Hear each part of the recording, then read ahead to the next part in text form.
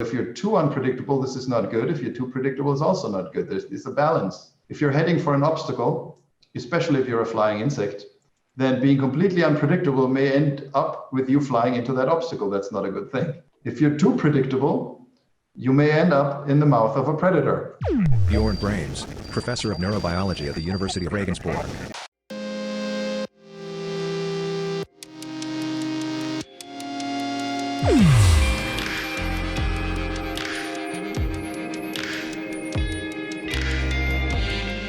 Carne Esperta. My name is Bis, B-I-S. I'm a journalist from the world of artificial machines with the goal of investigating human natural intelligence. Hi, let's get started. 1. Tell me an example of human intelligence happening. Universities that do not charge tuition are a pretty smart invention. 2. Tell me an example of a lack of human intelligence happening. Universities that do charge tuition are not such a smart thing to do. 3. Definition of intelligence. That's difficult. It's a bit like pornography. I know it when I see it. It's different for different people, right? So I think smart people can do very stupid things, and some people that are usually not very smart can have, in some aspects, deep insights and very smart reactions and attitudes and understanding that some smart people do not have, or people that I would call smart.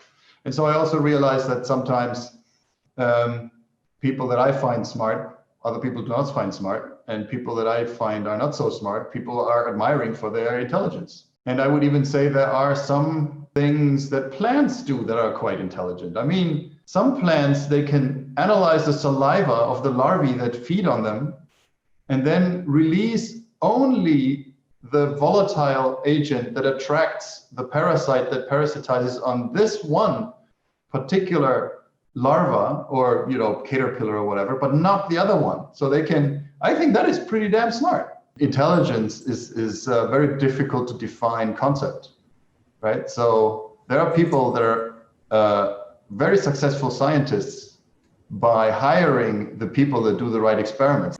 They sometimes have very little understanding of what the problem is that their people are actually studying. Personally, I know people that are famous scientists where I'm sometimes shocked as to how little they actually understand about the problem that they're studying. When I talk to people in their labs, then I get an idea of why they are so successful.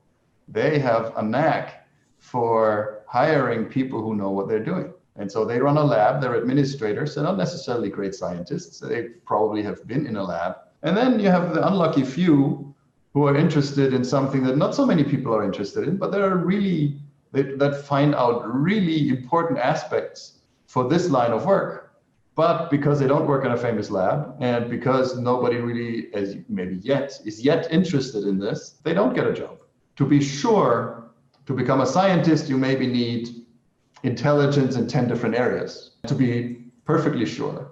But in most cases, it's sufficient to have just some 5. If you have 4, it becomes very unlikely that you become a scientist professionally, that you get to stay in science. So I don't know if it ever was sufficient to just do good science. So either you also have to be ambitious, or you also have to be in the right lab, or you have to know the right people, or it has to be the right topic in the right time. You can be very smart.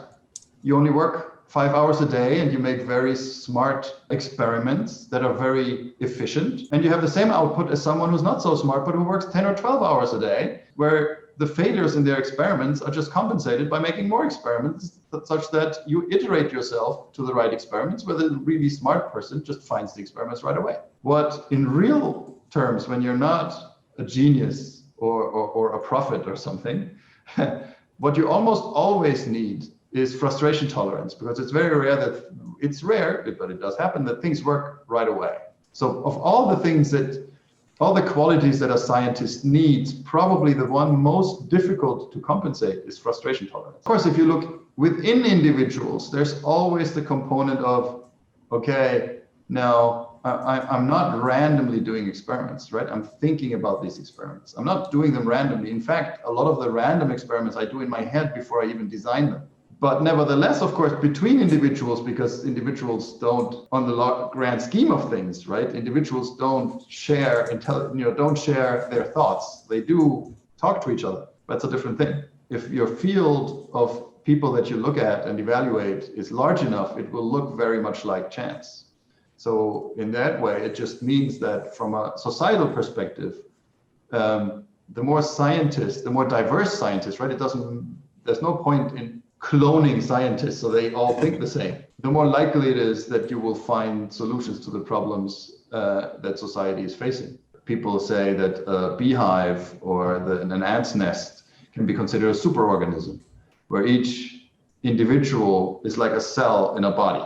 You can ask the question, the world's community of musicians, of composers and musicians, from electronic music to heavy metal, is that a superorganism in that sort of way? And clearly they influence each other, but I would say it's not like a swarm of fish or a beehive. It's not that coordinated, but it's also not as random as just a collection of inanimate objects. And look at music. Again, it's fashion, right? Oh, we need to do something that's new enough that people don't say, oh, it's boring, it's what we've had before, but not so new that people say, what the hell is this? And then once you have hit that spot, then you will notice that a lot of people say, oh yeah, this is really cool, I like that. It doesn't really matter if it's science or music. You have groups that find this particular aspect, whether it's music or science, incredibly exciting, and the one next door totally horrible and wrong. To be popular is something you can't get out of people's minds. And you will always have people who say, oh, I was at this concert, it was packed with people, and this is just the best thing ever because everybody likes it. And you will have people that say, oh, I was in this concert of this fantastic new band that nobody knows. We're only 5 people. It was the best music ever you've ever heard. And nobody knows about them. I'm the first one who does that thing. This is what humans are like. And the only thing you can do in science is you can sort of mitigate. You can try to mitigate at the flocking behavior and try to more reward the individualist behavior to keep everything broad and to keep those cycles of popular fields as quick as possible, that they come and go and that they cover much of the field. The scientific community is not above and beyond the general population. The system that has evolved is really a reactive system, and any change actually really just happens because there's a current problem and not for future problems. I don't know of any policy change that was proactive. Everything is reactive. Oh, we have a problem. Let's see how we can fix it. We keep giving the publishers money to keep the system going the way it is. The system would be gone tomorrow if we just say, no, we don't support this with money anymore. More than half of the money we give to the publishers goes to something that has anything to do with publishing. Some of it goes to lobbyists that lobby against changing the system. To some extent, we're funding our own opposition. Now that's almost the definition of stupidity. If you support your own enemy so that it makes it more difficult to solve your own problems, that's the opposite of smart.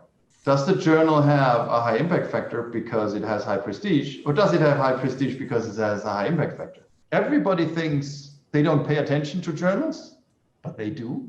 And so they think everybody else is paying more attention to journals than they are. This means that even if you get rid of the rules that you need to publish in certain journals, people will still think, hey, but they evaluate me by the journals. The scientists think, oh, I have to publish there because otherwise I don't get a grant, or I can't extend the grant when my people work on, or that my graduate student won't get a job, or my postdoc won't get a job. I have to do it. I don't care about journaling, but everybody else does.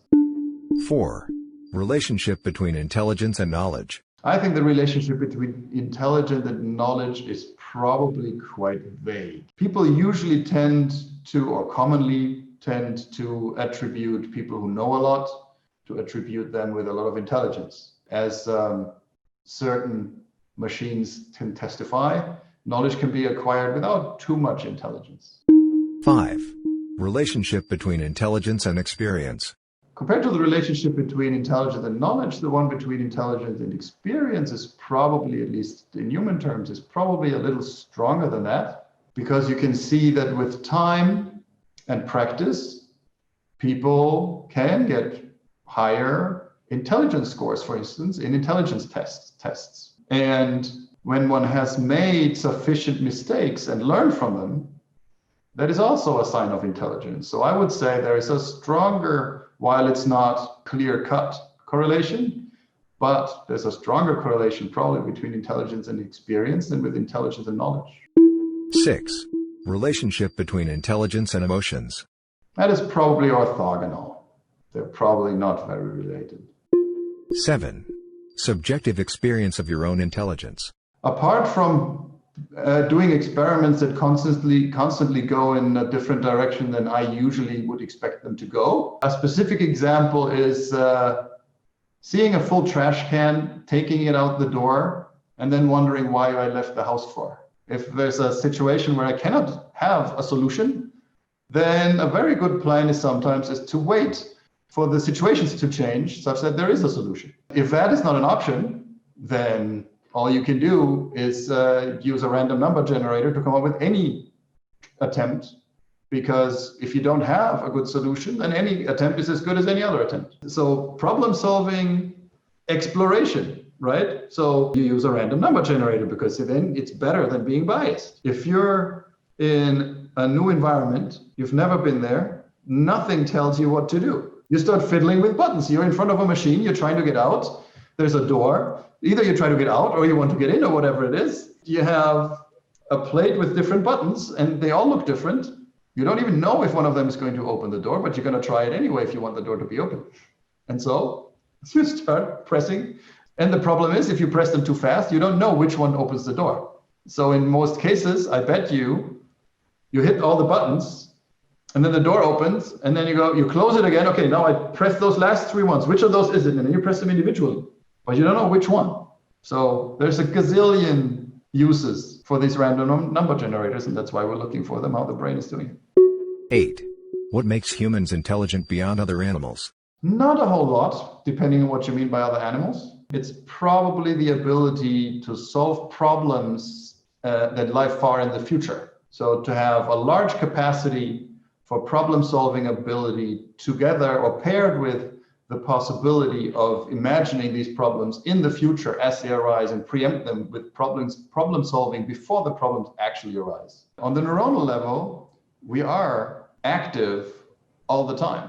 So if we were organized in a passive way, that would mean that in the absence of stimulation, it would be impossible for us to move. You put people in sensory deprivation tanks, and what happens is actually they hallucinate. In fact, it would not be possible to even move a limb in a sensory deprivation chamber. How would that be? How could you possibly just raise your arm in a sensory deprivation chamber if you were passive? Because you'd need a trigger. So you would not be able to move. 9. Innate and acquired contributions. Of course, there are innate and acquired contributions to intelligence. 10. How relevant is the body? That depends on whether you have evolved or artificial intelligence.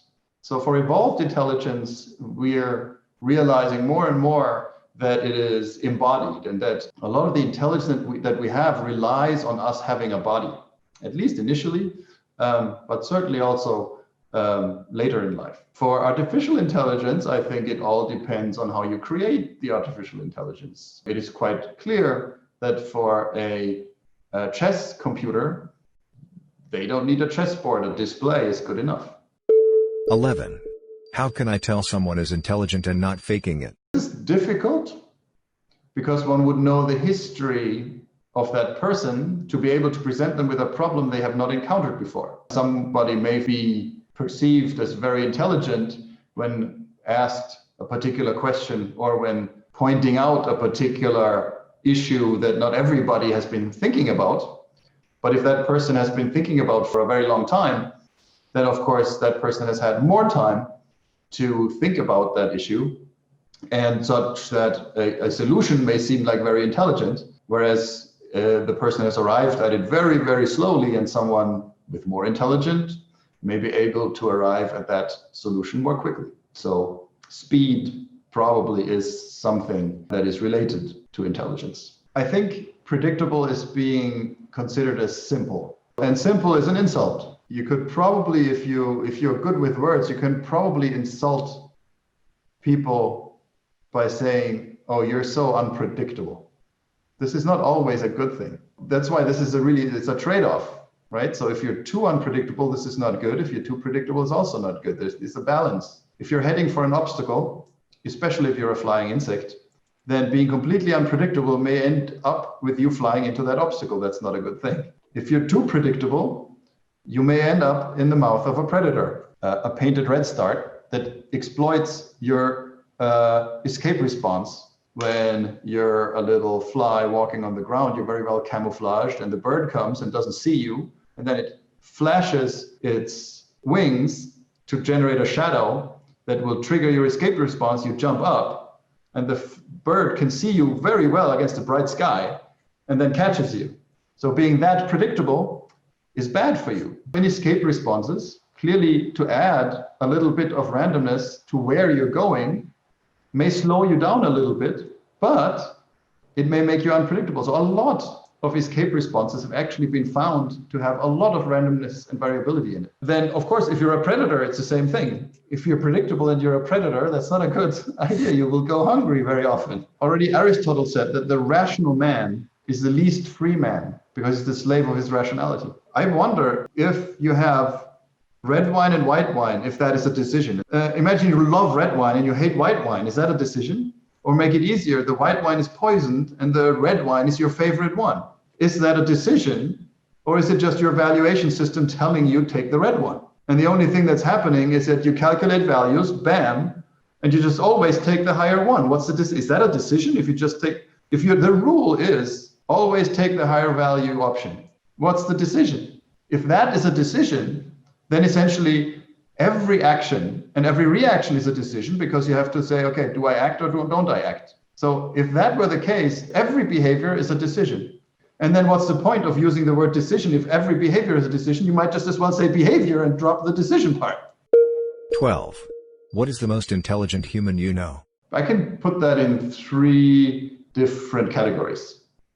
I think from the people that are famous and still alive, I think it would probably be Noam Chomsky. He's a very smart person, in my opinion. He's not always right, and he's not always admitting it when he's not right, but he's very smart anyway. From the people that I know personally, a little bit at least, I would say Martin Nowak is an evolutionary biologist, a very smart person. And from the people that I know very well, of course, my wife is the most intelligent person I know, and it would be really bad if I wouldn't be saying that now.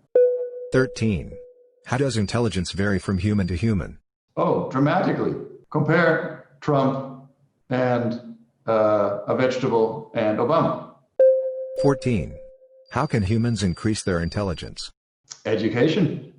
That's pretty much clear and shown that at least intelligence, in as much as one can capture some aspect of intelligence with intelligence tests, which is questionable in its own right, but in as much as there is a proven way to increase intelligence, school, university, education is what is best. 15. What still annoys you about artificial intelligence? Oh, the science about artificial intelligence, there's the grandstanding and the big promises. That is quite annoying, especially if they're correct. In terms of the actual implementation of artificial intelligence, the most annoying thing is constant advertisements for things that I just bought. 16. Positive impact of artificial intelligence. Cars that drive themselves where I tell them to go. People, especially in the German-speaking area, I don't know how it is in other languages, they usually call them autonomous cars. Quite clear, we do not want to have autonomous cars, because autonomous means they do what they want. Of course, they should be doing what I want. So I want cars that do what I tell them to do, without me having to sit at the wheels and actually do it. 17. Negative impact of artificial intelligence. Surveillance. Only artificial intelligence can track so many people. No human intelligence can do that. 18. Natural and artificial intelligence by 2050. Depends on the next elections. 19. What do humans have besides intelligence? Sexual attractiveness. 20. A message to humans who have just been born. Breathe, eat, and sleep a lot. 21. What would you suggest me to better understand humans? The scientific literature and parties. 22. Finally, what would you like to ask me? Are you going to take over the world? It is characteristic of all deep human problems that they are not to be approached without some humor and some bewilderment. Freeman Dyson. Thank you for your collaboration. Goodbye.